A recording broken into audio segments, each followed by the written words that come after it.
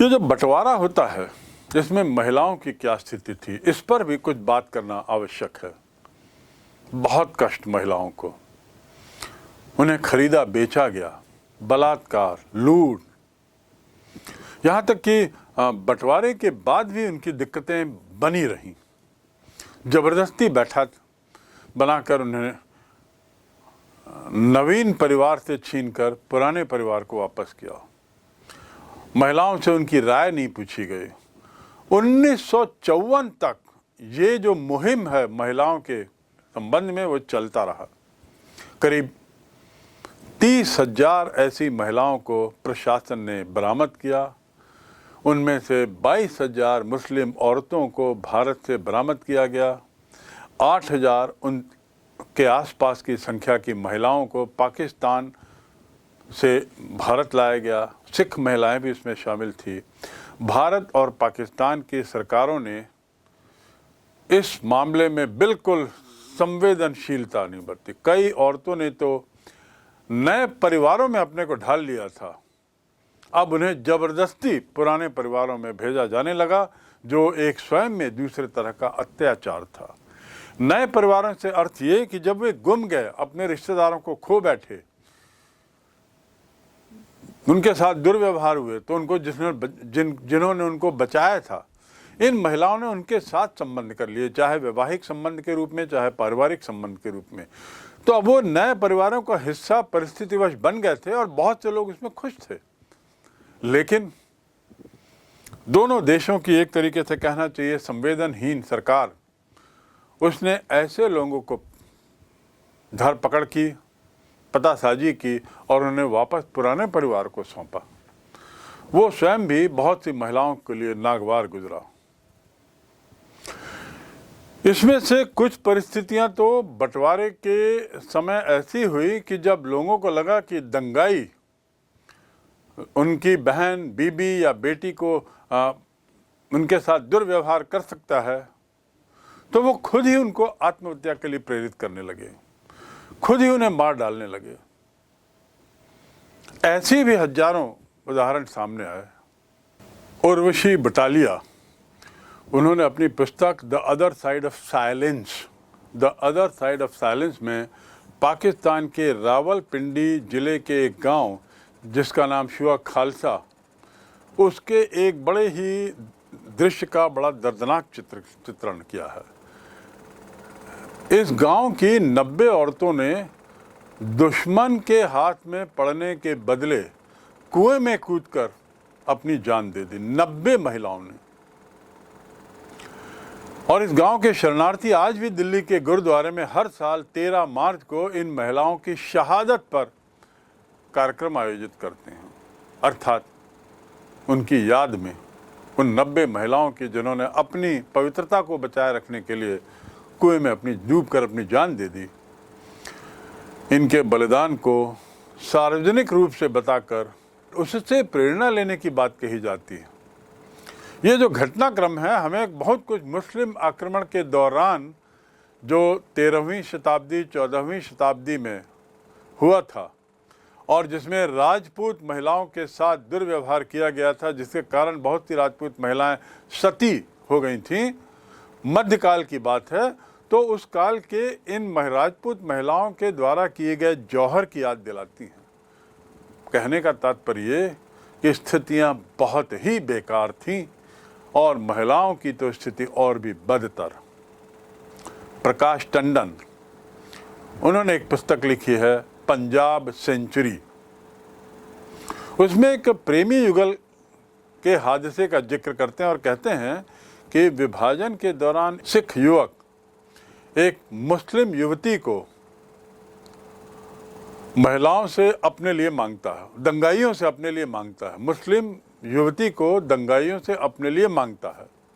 उससे बहुत प्यार करता था और उसने शादी भी कर ली, एक पुत्र भी हुआ। इसके बाद अपहरित महिलाओं को तत्कालीन पुलिस शासन द्वारा बरामद करने का जो सिलसिला चला और पुराने परिवार को वापस कराने का सिलसिला चला, उसका खामियाजा इस युगल को भी भुगतना पड़ा। पुलिस और सामाजिक कार्यकर्ता इस अभियान में जुड़ते हैं। प्रेमी युगल जो वैसे तो बड़ी खुशहाली से जालंधर में अपना जीवन यापन कर रहा था, खुश थे, मगर पुलिस और ये तथाकथित सामाजिक कार्यकर्ता बिना कोई संवेदनहीनता का उदाहरण है, इस मुस्लिम युवती को सिख से छीनने के लिए आतुर हो जाते हैं। सिख ने एक खेत के गड्ढे में गर्भवती महिला को लिटा दिया और स्वयं बंदूक लेकर डट जाता है। ऐसी स्थिति में सिख ने पति की डिलीवरी कराई, उसके बाद उस युवती की बुखार से उसी गड्ढे में मृत्यु हो जाती है। और ये सब क्यों? तथाकथित सामाजिक कार्यकर्ता और पुलिस की संवेदनहीनता का चरम उदाहरण। जो लोग खुश थे, बदले परिप्रेक्ष्य में खुशहाल थे, उन्हें वैसा ही रहना देना चाहिए था, लेकिन ऐसा ना करके एक तरह का आतंक इन्होंने फैला दिया। पुराने परिवारों में वापस भेजने का एक जो क्रम चलाया, उसका खामियाजा इस खुशहाल कपल को भी भुगतना पड़ा। उस गड्ढे में युवती द्वारा शिशु को जन्म देने का की आखिर जरूरत क्यों पड़ी? इसलिए कि उसे डर था कि अस्पताल कहीं ले गया तो ये तथाकथित सामाजिक कार्यकर्ता या पुलिस वाले आकर कहीं उसे पकड़ के ना ले जाएं और वापस पाकिस्तान ना भेज दें। इस तरह हम देखते हैं कि बंटवारे के दौरान और बंटवारे के बाद बहुत वर्षों तक महिलाओं के साथ बहुत ज्यादती हुई, अनेक तरह के दिक्कतें हुई। इन महिलाओं ने स्वयं तो दंगे में भाग नहीं लिया और न ही राजनीतिक रूप से इसमें जुड़े थे, लेकिन इन सब के बावजूद इनका कष्ट सबसे ज़्यादा था। इन्हें सबसे ज़्यादा कष्ट भोगना पड़ा। महिलाओं की स्थिति के बाद हम आते हैं क्षेत्रीय विविधताएं। अलग अलग क्षेत्रों में किस तरीके से अलग अलग रिस्पांस हुआ इस सब घटनाक्रम का। विभाजन के बाद होने वाली सांप्रदायिक हिंसा और रक्तपात में हम देखते हैं कि अलग अलग संकेत मिलते हैं। इतिहासकारों के अनुसार विभाजन के समय सबसे ज़्यादा रक्तपात और विनाश शायद पंजाब में हुआ। क्यों? क्योंकि पंजाब वो सीमांत क्षेत्र था जो पाकिस्तान से और भारत दोनों से जुड़ा था। 2 साल में सन 46 से लेकर 48 के बीच पंजाब के लगभग सभी हिंदू और सिख भारत की तरफ और लगभग सभी पंजाबी भाषी मुसलमान पाकिस्तान की ओर खदेड़ दिए जाते हैं। और आपने वो शोधकर्ता का जिक्र पढ़ा होगा, जो सुना होगा, जो शुरू में मैंने बताया है कि किस प्रकार वह बड़े आश्चर्य से कहता है कि एक पंजाबी मुसलमान की आवाज़ सुनने के लिए मैं गत 30 वर्षों से तरस रहा था, आज तुमने वो पूरा किया। ये घटना उसी ओर इशारा करती है। उत्तर प्रदेश, बिहार, मध्य प्रदेश और आंध्र प्रदेश, इनके बहुत से मुस्लिम परिवार 50 और 60 के दशक में भी पाकिस्तान की ओर गए, लेकिन बहुत से ऐसे रहे जो भारत में रहने का निर्णय लेते हैं, यहीं रुक जाते हैं। पाकिस्तान जाने वाले अधिकांश उर्दू भाषी, जिन्हें मुहाजिर या अप्रवासी भारतीयों के नाम से जाना जाता था, अप्रवासी भारतीय या अप्रवासी कहना चाहिए, वे सिंध के कराची और वहीं के हैदराबाद क्षेत्र को अपना जीवन क्षेत्र बना लेते हैं। आंध्र प्रदेश का हैदराबाद नहीं, सिंध का हैदराबाद। बंगाल में ये पलायन तो बहुत लंबे समय तक चला। बंगाल भी सीमांत क्षेत्र था, जैसे पंजाब था, तो ऐसे ही बंगाल भी सीमांत क्षेत्र था। वहाँ पर भी पलायन बड़े लंबे वर्षों तक चलते रहा। यद्यपि कलकत्ता डायरेक्ट एक्शन की घोषणा के बाद सबसे ज़्यादा भड़का था सांप्रदायिक दंगों के मामले में, लेकिन पंजाब की तुलना में बंगाली विभाजन की पीड़ा उतनी तीव्र नहीं रही। लेकिन उसकी टीस जरूर अनुभव की जाती थी, उसकी टीस जरूर लोगों को लगती थी। अब बंगाल में धर्म के आधार पर आबादी का विभाजन भी उतना स्पष्ट नहीं था जितना कि पंजाब में। बहुत से बंगाली हिंदू परिवारों ने पूर्वी पाकिस्तान को और बहुत से बंगाली मुस्लिम परिवारों ने पश्चिमी बंगाल को नहीं छोड़ा, वो जस के तस रहे। यहाँ ये बताना जरूरी है कि भारत विभाजन के परिणाम स्वरूप अस्तित्व में आने वाले पाकिस्तान के दो हिस्से थे।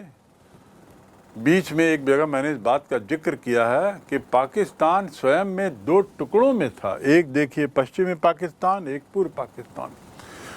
पूर्व पाकिस्तान वही क्षेत्र है जिसे वर्तमान में बांग्लादेश के नाम से जाना जाता है। 1971 की लड़ाई में, भारत पाक युद्ध में, पूर्व पाकिस्तान के क्षेत्र ने, वहाँ के निवासियों ने पश्चिम पाकिस्तान से अपने को स्वतंत्र घोषित किया और अपने देश का नाम दिया बांग्लादेश। तो भारत विभाजन में भारत जब टूटता है तो पाकिस्तान अलग होता है और पाकिस्तान स्वयं दो टुकड़ों में बनता है। और इन दोनों जगहों में बहुसंख्यक लोग जो थे वो मुस्लिम थे, मुस्लिम बहुल थे। लेकिन धीरे धीरे ये स्थिति साफ होने लगी कि केवल धर्म के आधार पर राष्ट्रीयता का विकास नहीं कर सकते। केवल धर्म के आधार पर पैट्रियाटिज्म की स्पिरिट को, पैट्रियाटिज्म, देशभक्ति की भावना को बढ़ाया नहीं जा सकता। उसके लिए कुछ और चाहिए होता है। पाकिस्तान का निर्माण होता है 1947 में और उसके करीब 30 साल बाद 47 में स्वतंत्र बनता है पाकिस्तान। और 67-68 आते आते पाकिस्तान में मुजीबुर रहमान के नेतृत्व में जो दल था जिसका नाम था आवामी लीग, उसे बहुत भारी जन समर्थन था पूर्वी पाकिस्तान के लोगों का। वो पश्चिमी पाकिस्तान से स्वायत्तता की मांग शुरू करते हैं और अंततः 16 दिसंबर 71 को पूर्वी पाकिस्तान बांग्लादेश के नाम से एक नया स्वतंत्र राष्ट्र बन गया। कहने के तात्पर्य ये कि धर्म के नाम पर ही देश नहीं चलाया जा सकता। राष्ट्रीयता, पैट्रियाटिज्म, एकजुटता ये नहीं लाई जा सकती। उसके लिए कुछ और चाहिए होता है। यहाँ ध्यान रखना होगा कि पंजाब और बंगाल, जिस दो उदाहरणों का हमने जिक्र किया है, दोनों को विभाजन के लगभग समान अनुभवों से गुजरना पड़ा। कड़वे अनुभव दोनों जगह समान रहे। दोनों जगह की महिलाएं, दोनों जगह की बालिकाएं यातनाओं का बहुत प्रमुख शिकार बनी। महिलाओं के शरीरों को जीते जाने वाले क्षेत्रों के रूप में देखा जाने लगा। एक समुदाय की महिलाओं का अपमान पूरे समुदाय के अपमान के रूप में देखा जाने लगा। और फिर उसके बाद पूरा समुदाय इन महिलाओं के अपमान का बदला लेने के लिए उतारू होता था और बदले की भावना से प्रेरित होकर दूसरे समुदाय की महिलाओं के साथ वो सब विभत्सता करता था जो उनके अपने स्वयं समाज की महिलाओं के साथ इस वर्ग ने किया था। बहुत ही बुरा दृश्य था। अब हम आते हैं मदद, मानवता और सद्भावना। जब इतनी कटुता थी, इतना वैमनस्य था, इतनी विभत्सता थी और न जाने क्या क्या थी, ऐसे में भी ऐसे कई उदाहरण हैं जब मदद, मानवता और सद्भावना की उम्मीदें दिखाई देती हैं, की किरणें दिखाई देती हैं। दोनों ही समुदाय के बहुत से लोगों ने बड़े खुले दिल से धर्म से ऊपर उठकर एक दूसरे की मदद की। ऐसे भी हजारों उदाहरण हैं। जब एक और इन दो समुदायों के बहुत से लोग हिंसक गतिविधियों में लिप्त थे, तो दूसरी ओर ऐसे लोगों की भी कमी नहीं थी जो जान हथेली पर डालकर सहायता कर रहे थे। शोधकर्ता का पहला उदाहरण जिसमें एक महिला एक मुस्लिम की मदद करती है, वृद्ध महिला, ये उसी उदाहरणों में से एक उदाहरण है मात्र। ऐसे हजारों हैं। इसमें कोई शक नहीं कि हिंसा के विनाश और विभाजन की असहनीय पीड़ा के बीच मानवता सद्भावना संबंधित गतिविधियां मानो रेगिस्तान में नखलिस्तान के समान है। अब्दुल लतीफ़ का जो मर्मस्पर्शी बयान शुरू में मैंने बताया है, ऐसे अनेक वृत्तांतों से मानवता और सद्भावना के उदाहरण देखे जा सकते हैं, सुने जा सकते हैं। इतिहासकार लोगों ने भी ऐसे बहुत से उदाहरण सामने रखे हैं कि विभाजन के दौरान भी परस्पर विरोधी समुदायों में ऐसे बहुत लोग थे जो एक दूसरे की जान हथेली पर डालकर सहायता कर रहे थे और सहायता करने को तैयार थे। इन्हीं में से एक है सरदार खुशदेव सिंह। मानवता और सद्भावना का जो मैं उदाहरण देना चाह रहा हूँ, उसकी ये प्रतिमा के रूप में सामने आते हैं। ये सरदार खुशदेव सिंह पेशे से तो एक डॉक्टर थे और तपेदिक के विशेषज्ञ थे। हिमाचल प्रदेश धर्मपुर में नियुक्त थे, सरकारी अधिकारी थे। बिना किसी भेदभाव के इन्होंने हिंदू, सिख, मुसलमान सभी को भोजन दिया, सभी को आश्रय दिया, सभी को सुरक्षा दी। इनमें जो मानवता और सहृदयता की भावना थी, उसके प्रति धर्मपुर के लोगों की गहरी आस्था थी। माना जाता है कि धर्मपुर के लोग उन पर इतना विश्वास करते थे कि दिल्ली आदि की जगह के बहुत से लोग जितना गांधी पर करते थे, ऐसा ही सरदार खुशदेव सिंह पर उस क्षेत्र के लोग जहां वो निवास करते थे। ऐसे ही एक व्यक्ति था जिसका नाम था, इसी चर्चा के दौरान बता दूं, मोहम्मद उमर, जिसने डॉक्टर खुशदेव को चिट्ठी लिखी, अनुरोध किया कि मैं आपसे विनती करता हूं कि मुझे आपके अतिरिक्त और किसी में सुरक्षा नहीं दिखाई देती शरण के रूप में, इसलिए कृपा कर आप मुझे अपने अस्पताल में एक सीट दे दें। ये एक मुस्लिम के द्वारा एक सिख को, वो भी हिमाचल प्रदेश जैसे इलाके में। खुशदेव सिंह को लेकर कुछ और बातें सामने आती हैं। उन्होंने विभाजन के दौरान दुखी और संतप्त परिवारों को, प्रवासियों को काफ़ी राहत पहुंचाई। उनके प्रयासों का उल्लेख अपने संस्मरणों में love is stronger than hate, A remembrance of 1947 इस पुस्तक में लिखा है। Love is stronger than hate, A remembrance of 1947, अर्थात मोहब्बत नफरत से ज़्यादा ताकतवर, डैश 1947 की यादें। उसमें उन्होंने बहुत सा जिक्र किया है।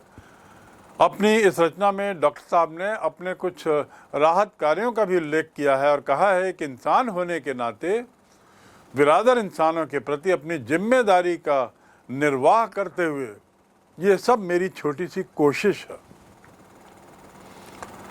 डॉक्टर सिंह ने अपने संस्मरणों में 1939 में अपनी कराची की 2 संक्षिप्त यात्राओं का भी उल्लेख किया और बड़े गर्वपूर्वक लिखते हैं, उनके पुराने मित्र और धर्मपुर जहाँ रहते थे हिमाचल प्रदेश में, उनके सहायता करने वाले कराची हवाई अड्डे पर उनके साथ कुछ समय बिताते हैं और बड़े खुश होते हैं। कराची हवाई अड्डे पर बहुत खुश होते हैं। अपनी इस भेंट का मर्मस्पर्शी विवरण देते हुए डॉक्टर खुशदेव सिंह ने लिखा है कि मेरे दोस्त मुझे हवाई अड्डे के एक कमरे पर ले गए। हम लोगों ने बैठकर गपशप की, दोपहर का खाना खाया और कराची से रात 2:30 बजे मुझे उड़ान से लंदन जाना था। शाम को 5 बजे मैंने अपने दोस्तों से निवेदन किया कि उन्होंने बड़े उत्साह से अपना समय दिया है। मेरी समझ से अब उनसे सारी रात रहने की उम्मीद नहीं करना तो ज्यादती होगी अन्यथा, और रात में मेरी फ़्लाइट के दौरान मुझे छोड़ने के लिए रहने की तकलीफ़ ना उठाएं। लेकिन रात के खाने तक कोई भी नहीं उठा। फिर उन्होंने कहा कि वे लोग जा रहे हैं और मैं जहाज़ पर चढ़ने से पहले थोड़ा आराम कर लूं। मैं करीब रात के 1:45 बजे उठा और जब दरवाज़ा खोलता हूं तो पाया कि वे सब लोग तो वहीं के वहीं थे। पाकिस्तान के वे मुसलमान जो धर्मपुर में कभी उनके पुराने सहयोगी थे, वे सब लोग जहाज़ पर अब मेरे को छोड़ने आए और बिछड़ने से पहले उन्होंने मुझे अंगूरों की एक छोटी सी टोकरी भेंट की। मेरे लिए प्यार के इस उमड़ते सैलाब और इस पड़ाव ने मुझे खुशी के लिए कृतज्ञता व्यक्त करने के लिए कोई शब्द नहीं छोड़े।